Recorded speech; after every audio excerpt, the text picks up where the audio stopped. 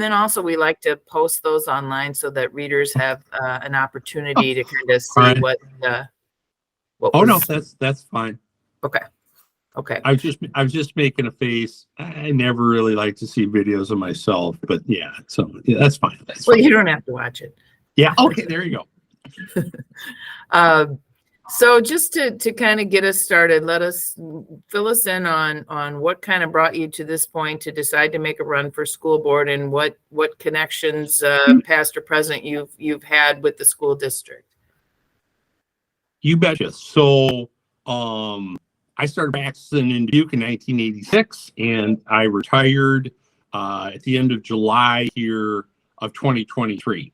And in terms of, my contacts with the school district, my wife, Laura Lee Hamel, she's a longtime teacher with the district, and she had, in the last year, she had additional roles up at the forum and as an instructional coach. My sister, Vicki Sullivan, was another longtime teacher in the school district, and then she was also the principal for many years, first at Bryant and then down at Prescott. And over the years, I did mentoring both up at Washington Middle School. That's where Laura Lee primarily taught. I did mentoring up there for 2 years, and then more recently, I was mentoring down at Prescott. And so I started with, it was 3 years with the same student. That's sort of how they do it: 3rd grade, 4th grade, 5th grade. So I mean, and the more I studied the school district, the more I realized how little I know about it. It is a giant, entity, but I think I have a working knowledge of the school district. So, and then, when I was practicing, frankly, I was just too busy. Retired here in July, and I wasn't, really people had asked me about it in the past, but I wasn't really thinking about it this time. But a number of people asked me again, and I'm like, I have a little bit more time, and so that brought me, to it.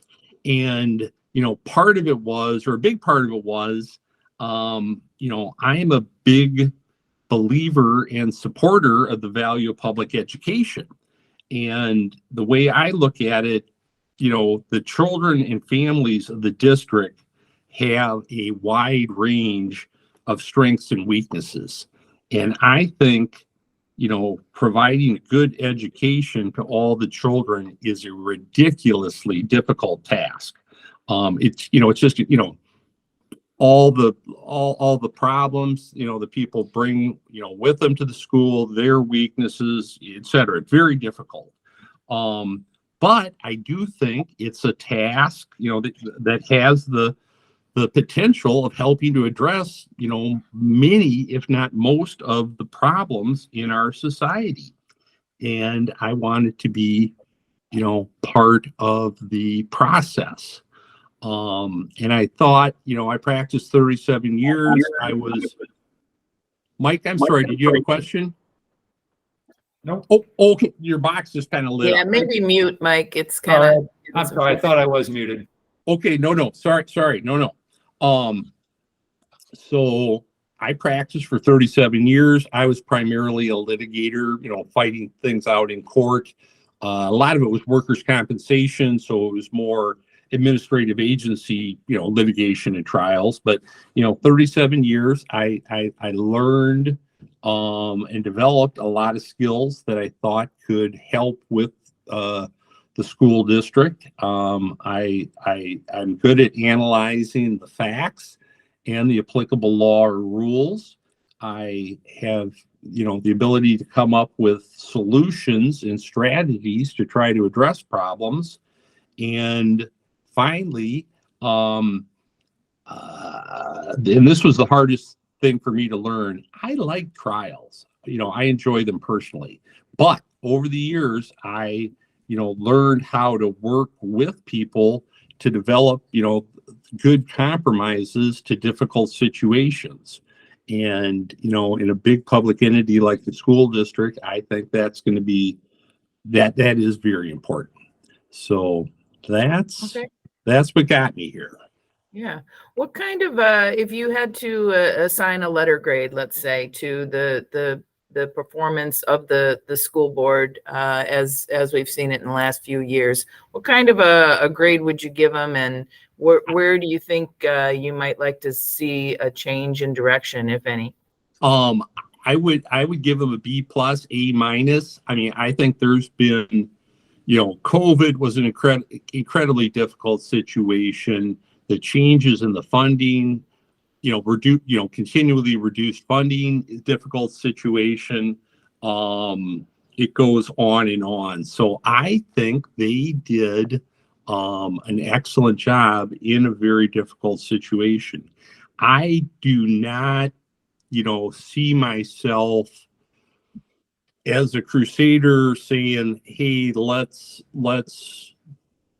do this new thing. I don't have, you know, a strong philosophy that way. I'm looking at it as, look at the problems, figure out the best solutions, go forward. And I think the district's been doing that. Okay. With your, you have a couple of connections, I guess, to Washington Middle School, with your wife having taught there and having been a mentor there. So what do you think about the plans for Washington and how they arrived at them? And I guess the bond issue as a whole. Okay. I support them very strongly. So, you know, I've been in Washington quite a bit over the years, you know, as a mentor, and just, you know, visiting my wife and such. And the building, you know, I mean, it's a beautiful building.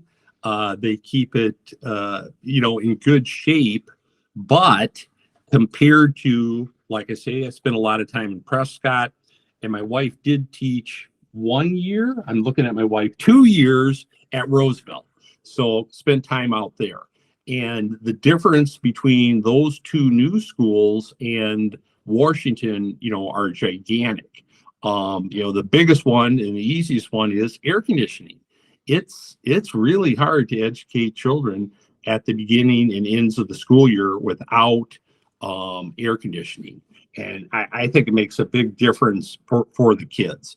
And then just in terms of just, you know, being wired for technology, the size of the classrooms, the number of the classrooms, you know, when Washington was built, you know, I think in the 1920s, nobody saw what things were going to be like now. So I you know, I think it's a very worthwhile investment for the students to make the changes. Yes. And have you had opportunity to speak with people in the community about this? I mean, we're hearing some pushback. We hear some questions raised about, how can you guarantee that my taxes aren't going to go up? Have you had to respond to any of those? Yes, yes, no, very, very much. And so I don't know if it can pass. I haven't seen any data on it. But you know, lots of concerns. Yeah, lots of concerns. And I don't know that enough information is getting out on the issue. And then I also don't know, you know, there's some people just are not going, the concern that this could lead to higher taxes, people just are like, it's a lot of money. I think eventually it's going to lead to higher taxes, and they're just not, you know, willing to take a chance on that. Mm-hmm. Dirk, you said you've heard lots and lots and lots of concerns. Can you be specific on what you've heard other than the tax? Primarily the tax. I know a lot of people that live in the Washington Middle School area, and they're concerned about, living through a very long construction project, which I totally understand. And, yes, I mean, yeah. So those have been the two major things, the cost, and yeah, just the disruption in the neighborhood.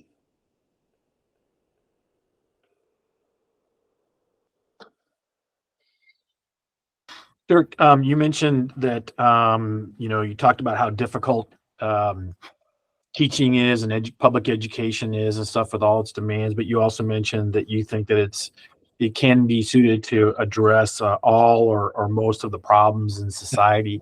Can you talk a little bit about some of those problems that you see that the public schools are well suited to address, and how are they doing today? Are there limits about what they can do or should do? So yes. So in a lot of this, I got from my sister, Vicki Sullivan. And so down at Prescott, and at Washington, they have a lot of, high percentage of students that come from low socioeconomic backgrounds. And that doesn't necessarily mean that, there's broken families and such, but frequently there are. And, one of the problems is, the kids come to school and they have a lot of trauma from home, and they don't necessarily, it's hard for them to trust adults. They have, things worrying them that are much more serious to them than learning how to read and write and do math and stuff. But, the teachers, and like I say, a lot of it, is explained to me by my sister, Vicki Sullivan, they really work on and understand that these kids are coming, from these difficult places of trauma. And what can look like, you could just call it bad behavior or whatever. It's really coming from a much more serious place than that. And that, I see, tons of these teachers working with the kids, just working to gain their trust, show them that they, like them, appreciate them. And, if you can make that connection, and I don't, we're all people that like to read and write, and I'm assuming we all, did well in school. But, when you, it's still, a big deal if you can find a teacher that you have a connection with that can really inspire you and give you extra confidence and such. So, I mean, I think, that's, what one of the big things that school can do, because, as it stands now, there's too many kids that, still are graduating with, out, good skills, and, that are still lost and angry about everything going on in their lives. And I think, we have a chance. We can work on that, and it leads to, children, becoming adults, doing, being able to get jobs, reduced crime, all of these things.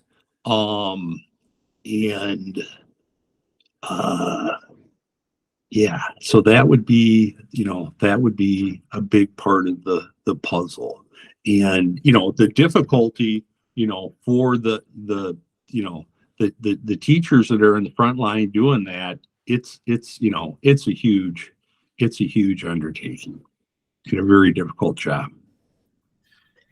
And how do you feel like you're doing today, Dirk? Is there anything that you can suggest or think of that should be done more or better from what they're doing today?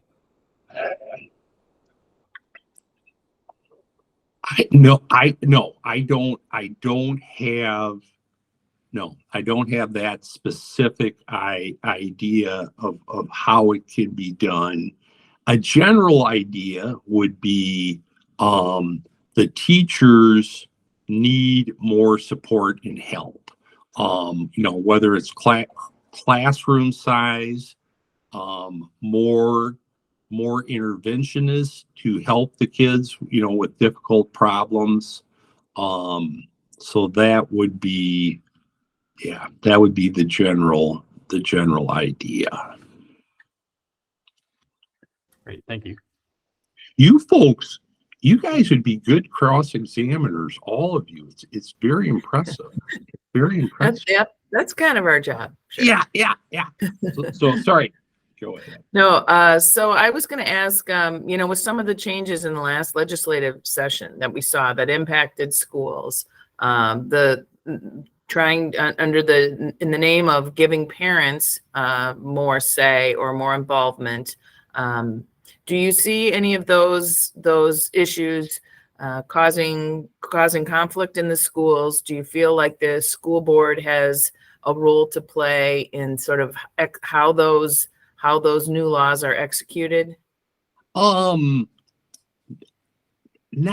or the short answer would be no, not, I don't know. I don't think the school board has to do a lot about that.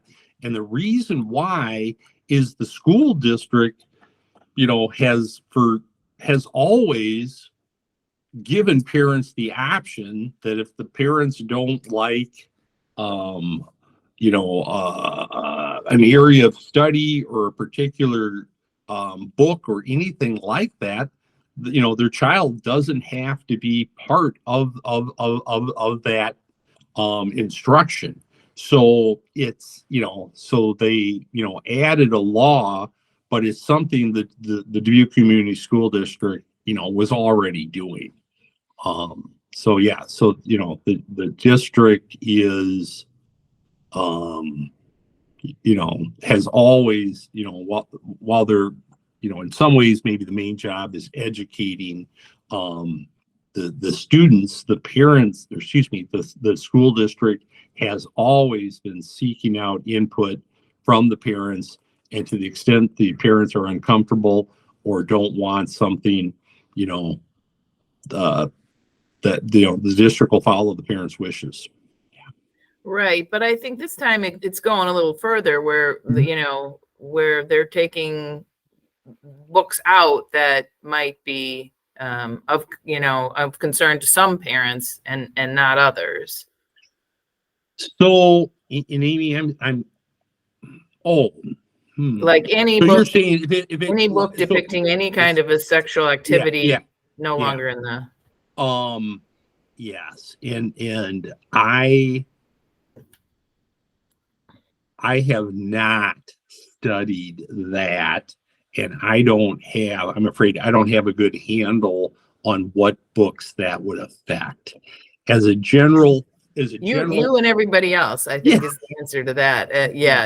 That's okay. I just, just one of those issues that's kind of bandied about now. Yeah, as a general. So, all right. So, as a general philosophy, I am always in favor of the free exchange of ideas, including ideas I don't like. I mean, I think that is the perhaps the greatest thing about our country. But then when you shift into the setting of education, then I do not have as strong of a philosophy. And I mean, I can certainly understand parents' concerns, but I would lean towards trying to do a better job of educating parents and explaining to parents, why books that on the surface they might not like, actually have a lot of positive things they can, help with students, help with the students. And, in the past, and again, I'm sorry, I'm weak on the details, but, there's been a few times over the last couple of years where books came up that, parents, generally did not like. And my understanding is those were generally kind of AP courses where, a teacher, thought, and I'm not criticizing, thought, this is a great book we should teach. And then, some of the parents were looking at it and they going, maybe a great book, but, not what I want my kids to read. So, I mean, I think those are tough ones, to deal with. Okay. If I could circle back on the school bond issue for just a moment. You bet. You had said that you've heard a lot of concerns and that you don't know if it can get passed, and it's a tall mountain. It's 60% plus one vote. If it doesn't pass, I think that the feeling is that the school district would go back to the community for another run at it, perhaps next year. And if you were elected to the school board, what would you advocate that might make that whole bond issue look different, with you having a say in it?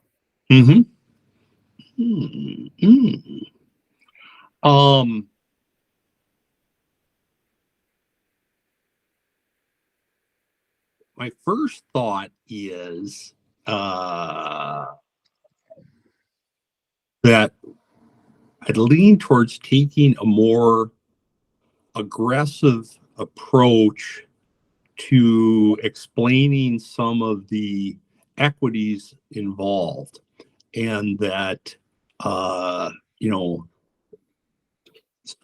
newer West Side schools and Prescott, downtown school, those are modern, tremendous schools. And if and I think our goal should be to provide all the students the best possible education we can. And I just don't think that you can do that with Washington and Jefferson, and that the changes need to be made for those schools. But yeah, that's my thought. What do you think should be, if it were to pass and they proceed with this, what would you like to see happen with Jefferson, the middle school? So, I mean, the two main thoughts, and again, I have not studied this, sometimes those buildings can be changed into housing. And if housing isn't an option, I'm thinking green space park. But those would be my two thoughts. And, and perhaps it could be a combination, half, part of the building, and grounds for apartments, other part for a park.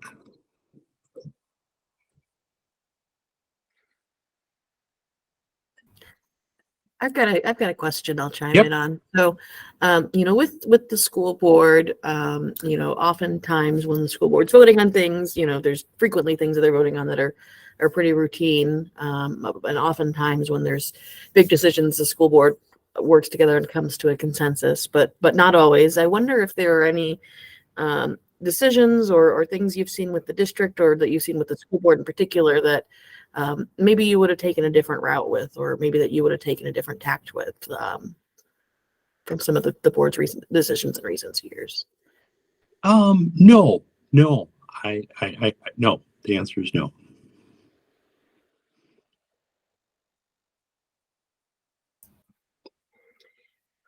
What issues do you think are on the horizon that will present challenges for the school board? You betcha. So I think the funding is going to get worse, and that I'm very concerned we are going to hit a more serious teacher shortage, and that is, that's yes. So I mean, if you don't have enough teachers and you can't raise more money to pay them more and attract them, it's a very difficult situation. So couple of thoughts on that. Teaching, I think, is, one of the most difficult jobs in the world. And as in my mentoring, which I realize is, very, very limited, one of the hardest things, I think, is how do you interest and inspire a student that doesn't, care. It's just not on their list of interest. Again, I'm thinking probably all of us were the same nerdy little kids, and it's like, oh man, I can't wait to go to school and read that book and, show off how smart I am. But, for a lot of people, that's not what school's like. So anyway, motivating the kids, very difficult. A lot of kids with a lot of problems, very disruptive. That's very hard on the teachers. The teaching position has gotten, pulled into politics. It's politicized. Teachers are blamed for a lot of things. So all of those stressors, make teaching more and more difficult. We might, I would fight for the money to compensate them fairly, but there's other things I think we can do to try to educate the general public about how hard the teacher is working, how hard it is to try to give the teachers more support. And in a similar way, I think the building administration and the forum, they do, a nice job, but,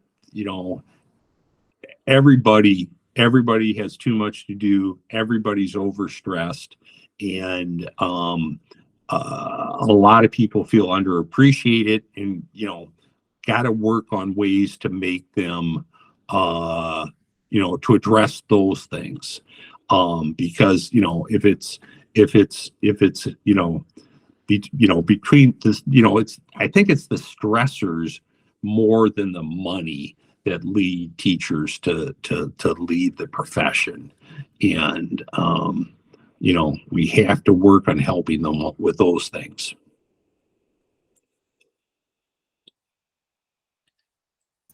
Are there, I think you're probably right. I don't think anyone would argue that those issues, the funding issue isn't going away. Is there anything in the school district budget, to the extent that you can see, any programming that you think would be an area that could possibly be cut, or are we administration heavy, those kinds of things? I'd have to study it more, but I'm confident that in the schools, I don't think there can be any cut in the school buildings, with teachers, maintenance staff, et cetera, et cetera. I don't think there's any possible room there. I'm not so sure about about the forum. I'd have to study that, but, to the extent, that the cuts have to be made, I don't think it can be in the, at the school building level. If you were elected, Dirk, what would be your go-to for, I've heard you mention a couple things like, wanting to get more public support for teachers and those kinds of things, or getting feedback from folks as to what should happen. What would be your go-to for communicating with constituents and really trying to be a representative of the community and get the pulse of the community on issues? I have not thought about that, but I think the answer would be I'd have to make the big effort, I would do it. I don't know that people will notice it, but I don't care if people call my cell phone. I don't care if people email me, and I just try to get that message out, that I'm willing to talk to them.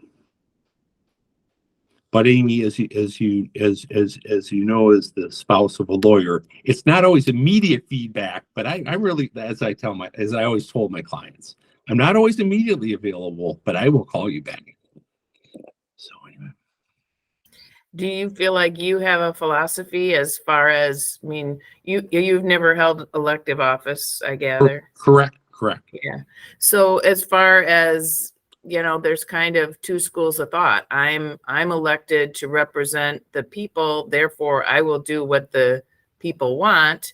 Or are you coming in, well, they've elected me, so I'm using my own best judgment and I'm making this decision. How much does public opinion weigh in the decision you might make at the table? You bet. So,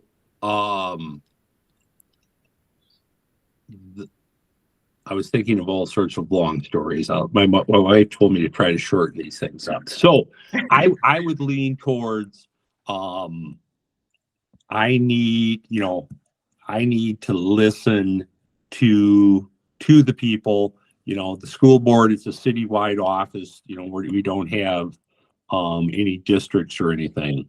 So there is that difficulty because there's such wide variety of possible opinions. But in the end, I would lean to I would follow what I thought was the best. So for instance, on the school bond issue, I don't know that there's 60% of the people that will vote for it, but I would, continue to, fight for it, even though, the vote, showed that is not what the people wanted. So yeah, but and on other issues too, there's a lot of things. There's a lot of times where, I don't necessarily think the majority is correct. And yeah, if just because there was a majority opinion, if I strongly felt the other way, I'd be comfortable voting the other way. Mm-hmm.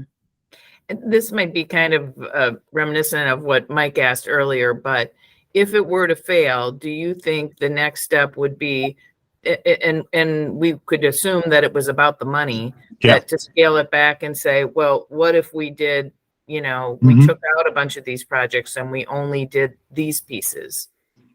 Is that the best way to proceed, or do you go for the whole enchilada again? I do not know. With my experience, I don't have enough experience to have a quick opinion on that. Mm-hmm. I mean, I'm thinking of times like Jackson County was looking for a new jail, and they just kind of kept coming back over and over. So I'm not, so I'm not necessarily sure that just coming back, as quick as we can is the best answer. I mean, I think it would take a lot of study to figure it out, and depending, if the difference of the vote was a small amount, mm-hmm. That's one thing. If you miss it by a lot, that leads to a different conclusion. I'm not trying to dodge the question, but I think there's just too many, there's too many reasons it could end up being a loss, and mm-hmm. it's too hard to predict. Yeah. Mike and Allie, is there any other questions you have?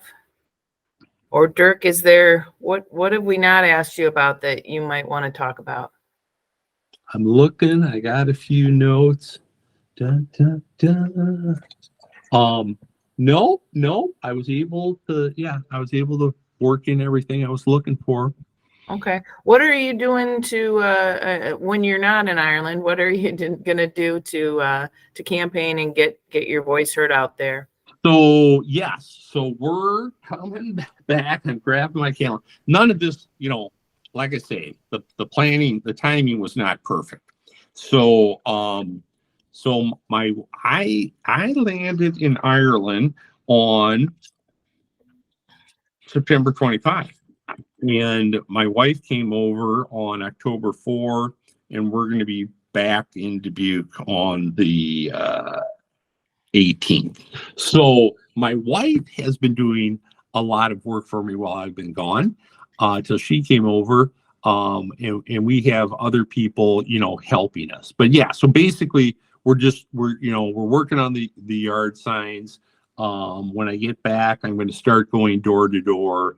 I've been talking to different, groups, doing a few other video conferences from Ireland. So yes, so we're working on it. Fascinating process. I don't know much about it, but yeah, but I'm enjoying it. Yeah. Okay, great. Well, we appreciate you taking time, Okay. especially from the other side of the pond. And I appreciate your flexibility. This is a good time. This is a good time to talk. So yeah. Okay, well, good. Well, go have a pint, and wish you the best of luck. Maybe. Okay. All right. Thank you very much, folks. Thank you, Dirk. You bet. Thanks. Take Bye. care. Bye-bye. So we're getting out of here.